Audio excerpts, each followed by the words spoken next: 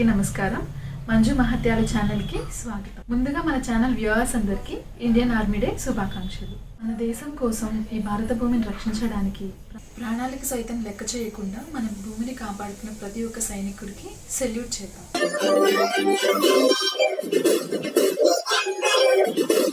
Indian army day సందర్భంగా ఈరోజు మన ఛానల్లో ఒక ఉన్నతమైన ఆదర్శ భావాలు కలిగి దేశం పట్ల ఎంతో ప్రేమ గల వ్యక్తిని మీకు పరిచయం చేయబోతున్నాను. ఆయన 28 సంవత్సరాల ఆర్మీలో పనిచేశారు. ఆయనే కాకుండా తన కుటుంబంలో కొడుకుల్ని మనవల్ని కూడా ఆర్మీకి పంపారు. అలానే అల్లుల్ని కూడా ఆర్మీలో పనిచేసే వాళ్ళని తెచ్చుకున్నారు. దేశం బాగుంటే అందరూ బాగుంటారనే సిద్ధాంతాన్ని నమ్మిన ఒక గొప్ప వ్యక్తి ఆయన ఎవరో కాదండి, మా తాతయ్య ఆటో గోపాల్ రెడ్డి గారు. మనలో చాలా మందికి ఇస్రో అంటే ఇండియన్ స్పేస్ రీసెర్చ్ ఆర్గనైజేషన్ అని, నేవీ అంటే naval branch of Indian armed forces అని, అలానే ఆర్మీకి కూడా ఫుల్ ఫామ్ ఉంటుందని మీలో ఎంతమందికి తెలుసు?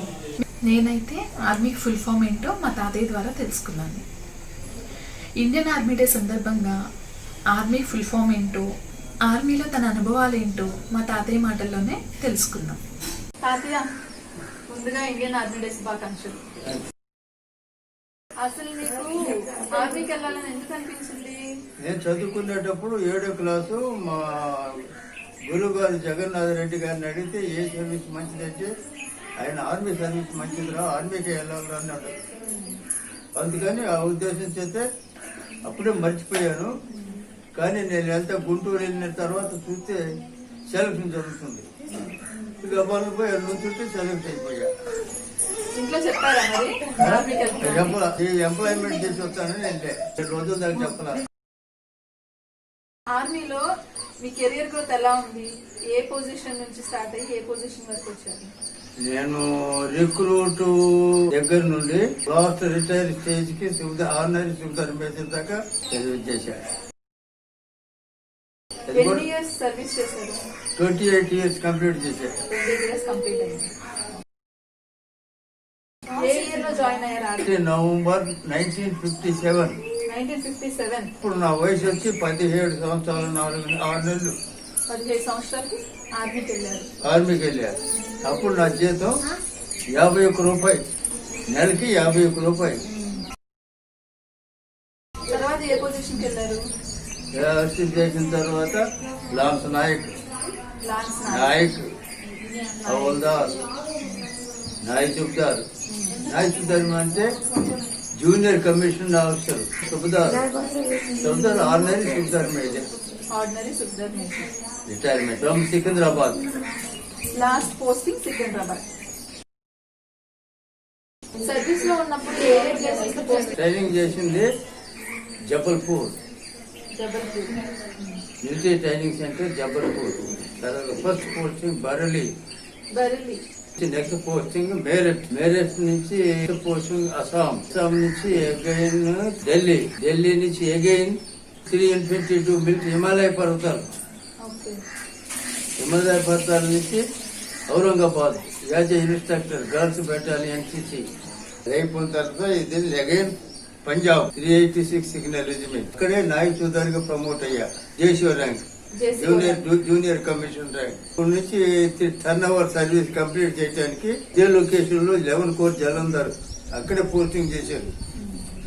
అది కంప్లీట్ అయినాక again Tezpur, Assam area Tezpur posting. ఆ తేజ్పూర్ నుంచి పోస్టింగ్ అయిన తర్వాత 5 ఎయిర్పోర్ట్ సిగ్నల్ రెజిమెంట్. ఆ తర్వాత మరి ఎన్కమన్ జోన్. ఇక్కడ నుంచి డైరెక్ట్ ఢిల్లీ 3 years. ఢిల్లీ నుంచి లే నుంచి తిరిగి అస్సాం నుండి Andhra సబేరియా signal company Secunderabad 4 years అయిపోయినాక అగైన్ చిన్న సీన్ అక్కడే భర్తీ చేసి ఆర్మీలో రిటైర్ అయ్యొచ్చా. ఫస్ట్ జనవరి 1986 లో సికింద్రాబాద్ నుంచి రిటైర్ అయ్యా. Total 28 years of service. 28 years service completion. Places తిరిగితే లాంగ్వేజెస్ కూడా అన్ని వచ్చి ఉండాలి కదా? లాంగ్వేజ్ బాగా వచ్చి తమిళ్, హిందీ, ఇంగ్లీషు, ఈ పంజాబీ ఇది వచ్చి వాళ్ళు మాట్లాడుతుంటే తెలుసుకుంటాం. అర్థమైంది. పంజాబీ, కేరళ అంటే మలయాళం. కొడుకుల్ని పంపించా ఆర్మీకి, మనవాడిని పంపించా ఆర్మీకి, మరి అల్లుళ్ళు కూడా మరి ఆర్మీ నుంచి తెచ్చుకున్నావుగా? ఆర్మీ ఏంటంటే రాయల్ సర్వీస్. ఇది రాయల్ సర్వీస్, లంచగొండుతనం ఎక్కువగా ఉండదు. ఆయన్ని ఇంజనీర్ చదివిస్తూ చిన్న ఆయన ఆర్మీకి పంపించేశాడు. ఆయన ఏమన్నా ఆర్మీలో సర్వీస్ చేస్తూ దేశ సేవ చేస్తున్నాడు. ఈయన ఏం చేశాడో ఇంజనీర్ అయిపోయిన తర్వాత పొలిటికల్ యాక్టివిటీలో పార్టిసిపేట్ చేసేది. ఇప్పుడు general secretary of YCP Guntur. అంటే ఒకరినేమో దేశ సేవ కోసం బోర్డర్ దగ్గర పంపించారు, ఇంకొకరినేమో సమాజ సేవ కోసం పొలిటికల్ గా పంపించారు. మా మనవడు వేణుగోపాల్ రెడ్డిని బిఎస్సి ఫస్ట్ ఇయర్ దాకా చదివించి ఆర్మూర్లో చేర్చేసారు. ఆయన ఆర్మీ ఛాలెంజ్ చేసి అందులో తోపుకోన అంటారు, ఆర్మూర్ తోపుకోన గన్నులు అందులో భర్తీ అయ్యాడు. ఆయన కంప్లీట్ 17 years కంప్లీట్ చేసి సర్వీస్ అయిపోయిన తర్వాత రిటైర్మెంట్, వాలంటీర్ రిటైర్మెంట్ వచ్చేసాడు. బిఏ బిఈడి చదివించి సంగారెడ్డిలో, ఆ తర్వాత ఆర్మీ సర్వీస్ మంచిదని పోలిరెడ్డికి ఇచ్చి మ్యారేజ్ చేశాం. పోలిరెడ్డికి 17 years సర్వీస్ అదే అవునగా ప్రమోట్ అయ్యాడు. ఇప్పుడు సర్వీస్ చేస్తున్నాడు.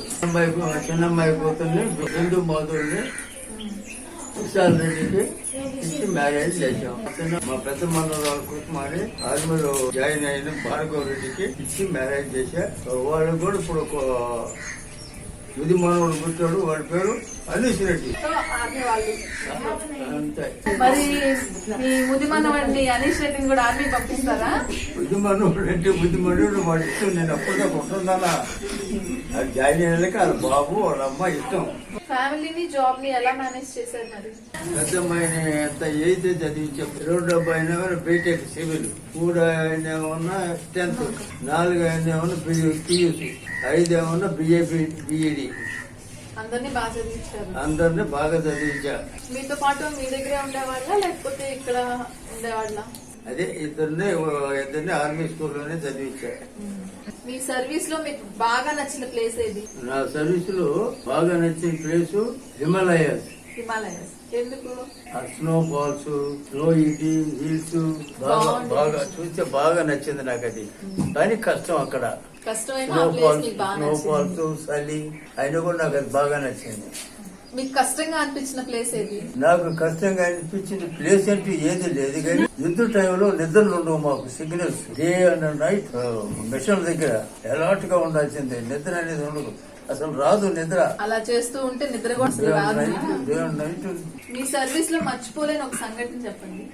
మర్చిపోలేదే, మేము మెరిట్ లో ఉన్నప్పుడు నైట్ మాకు ఎయిర్ స్క్వాడ్ వచ్చింది మా కంపెనీకి. మాకు ఏంటంటే వాళ్ళు చెప్పాలి ఎట్లా అంటే డాబా ఎక్కితే లాస్ట్ లో 4:30కి ఎర్లీ మార్నింగ్ 4 డాబా మీద పరుగులెత్తున్నారు. పైన చూస్తే అప్పుడు ఏం చెబుతారంటే హైట్, స్పీడు 1, 2, 3 అనగానే టక్ ఢిల్లీ నుంచి ఫైర్ చేసేసారు విమానం, పాకిస్తాన్ దాంట్లో మరి ఫైర్ అయిపోయి తిరిగి వచ్చి అశ్వినాపురం అడవిలో పడిపోయి. అది కేసు మన ఢిల్లీ మీద బొంబార్ట్మెంట్ చేయడానికే వచ్చాడు. తర్వాత మా సిగ్నల్ లో వచ్చి కొన్ని ఇన్ఫర్మేషన్ అని తెలుస్తూ ఉంటాయి, కానీ మేము ఎక్కడ అట్నే లీక్ అవుట్ చేయం. అదొకటి సెక్యూరిటీగా కూడా కొన్ని మెసేజ్ యూనిట్ లో ఉంటాయి, కానీ మేము బయట పెట్టడం చెప్పకూడదు. అన్ని సెక్యూరిటీ రీజన్ వల్ల ఎవరికి మా యూనిట్ వచ్చి సెక్యూరిటీ ఎక్కువ మెయింటైన్ చేస్తాం. ఈ అటాక్ ఇవన్నీ ఎక్కడ సర్వీస్ చేస్తారు? 62, 65, 71 వార్స్ లో మీరు ఈ అన్ని వార్స్ లో పార్టిసిపేట్ చేశారా? మీరు 3 రోజులు అక్కడే ఉండగా ముందుండా పార్టిసిపేట్. అందులో మా జాబ్ మాది 3 ఇంట్లో అక్కడే ఉండండి. నేను సర్వీస్ లోనే. ఏమన్నా చైనాతో వార్ 65 పాకిస్తాన్, 71 బంగ్లాదేశ్. 3 వార్స్ లో పార్టిసిపేట్ చేశారు. అప్ టు 7 or 8 days దాకా ఇల్లు వాకిలి గుర్తు వస్తుంది. ఆ తర్వాత కంప్లీట్ ఫార్వర్డ్ ఏరియా ఉన్నప్పుడు వాళ్ళు ఎటు నుంచి వస్తారా, నేను ఎటు తప్పుకోవాలా, ఎటు కొట్టాలా, ఇల్లు కూడా గుర్తుండదు. ఓన్లీ ఇంకా ఆ ప్రజల్ని కాపాడాలి. 7 యుద్ధాల్లో కూడా మేము దేశభక్తి కొరకు ఇంట్లో ఫ్యామిలీని కూడా వదిలేసి వాళ్ళని కూడా మర్చిపోయి సేవ చేశాం. మా ఇంటి దగ్గర ఏదైనా కష్టంగా ఉన్నా వెంటనే పోలీసు అథారిటీ చెప్తే దానికి ఇమీడియట్ యాక్షన్ కూడా తీసుకుంటుంది. దేశం సేవ కోసం మేము ప్రాణాలను నడిపించడానికి అడ్వాన్స్ అవుతానే ఉంటాము. యుద్ధంలో కష్టపడతాము. ఫ్యామిలీస్ కూడా సేఫ్టీ కోసం ఇంటి దగ్గర వదిలిపెట్టి అర్థం చేసిన ఇలా చెప్పినందువల్ల మన ఏరియాకి ఏమి అర్థం కాదు. పంజాబ్ ఆ ఏరియా వచ్చి ఆ శత్రువు అడ్వాన్స్ అయినప్పుడు నైట్ వాళ్ళకి అనౌన్స్ చేసేస్తారు. పిల్లల్ని తీసుకుని ఇల్లు ఖాళీ చేసి వెనక్కి వెళ్ళిపోండి అని. దేవుడు నైటే లైట్ వెలిగించడానికి లేదు, బండి వెళ్తే లైట్ బ్లాక్అవుట్ చేయాలి. వాళ్ళు సివిలియన్స్ అక్కడ బాగా కష్టపడతారు. అందుకని వాళ్ళు సివిలియన్ అంటే మేము వెళ్తుంటే పోస్టింగ్ నైట్ ఆడవాళ్ళు గర్ల్స్ బెటర్ స్టూడెంట్స్ కూడా వచ్చి బొట్టు పెట్టి గౌరవిస్తారు సోల్జర్. మన ఏరియా వచ్చే వరకు పేపర్ న్యూస్ వరకే కానీ 28 years సర్వీస్ లో మీకు ఎప్పుడైనా వద్దు మిలిటరీ ఎందుకు ఈ జాబ్ ఆర్మీలో ఎందుకు చేయడం అని ఎప్పుడైనా అనిపించిందా? అంటే ఈ కష్టం అనిపించు నేను ఎప్పుడు అనిపించదు. కష్టం అంటే ముందుంటుంది చాకరీ, కానీ నైట్ డ్యూటీస్ నిద్రలో ఉండవు. అప్పుడే కళ్ళు మూసుకుపోతూ నిద్రలు ఇప్పుడు అంటే ఎందుకు సర్వీస్ సరిపెట్టుకుని వెళ్తే బాగుంటుంది అని అనిపించింది. అంటే ఆ క్షణం అలా అనిపించింది. అంతే. మానేసిన తర్వాత అంతా మామూలుగానే ఉంటుంది. మామూలుగానే అదే మూమెంట్స్ లో వచ్చి ఒకసారి నుంచి ఇంకోసారికి వెళ్తాంగా. అప్పుడు టూర్ స్టైల్లో స్టోర్స్ ఎత్తుకెళ్ళేటప్పుడు 2 రోజులు 3 రోజులు అన్నం లేదు. ఇప్పుడు దూరం ఉంది. అప్పుడు ఎందుకు ఇది వెళ్తే బండి కదులుద్దాము.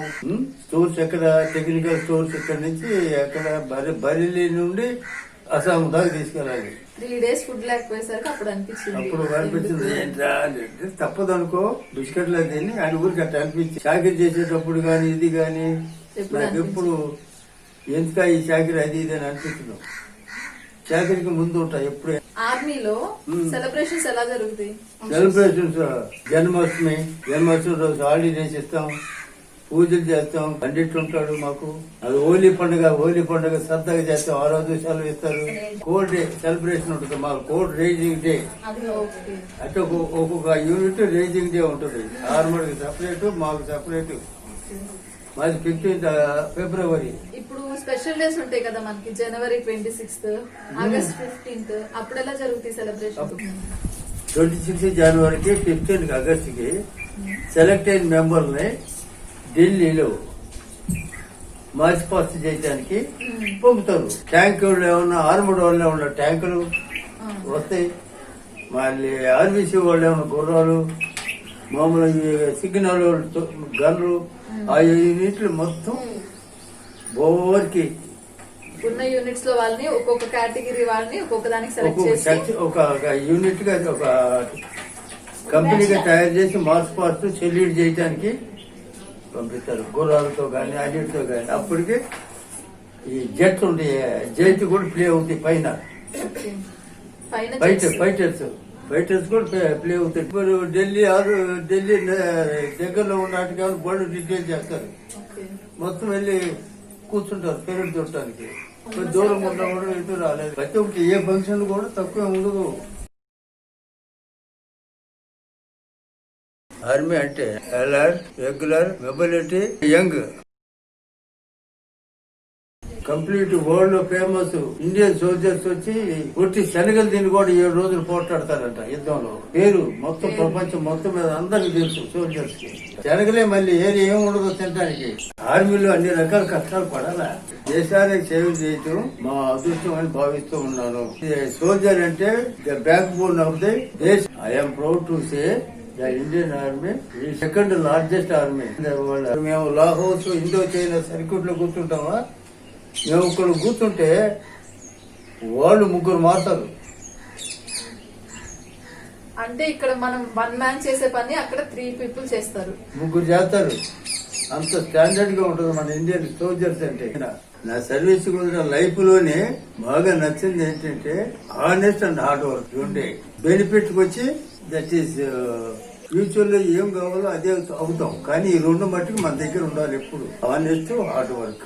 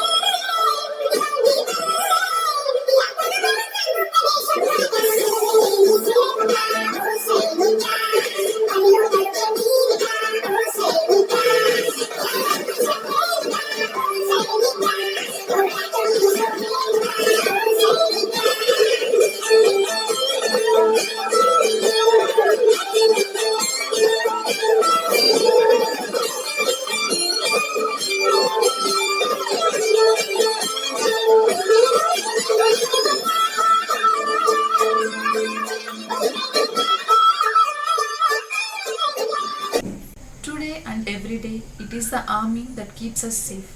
Let us not make it about what they do, but the sacrifice they make. Jai Jawan, Jai Kisan, Jai Hind.